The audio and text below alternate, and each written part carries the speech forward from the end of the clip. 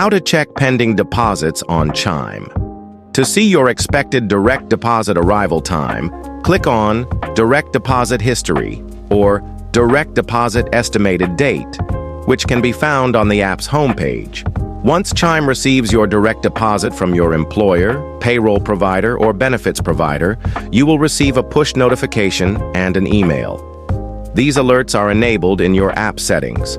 To check the details, click on Direct Deposit History or Direct Deposit, where you can view all of your deposit information. Keep in mind that delays may occur due to factors beyond Chime's control, such as bank holidays or delays from your payer. If delays persist, you can contact your payer to confirm the direct deposit details.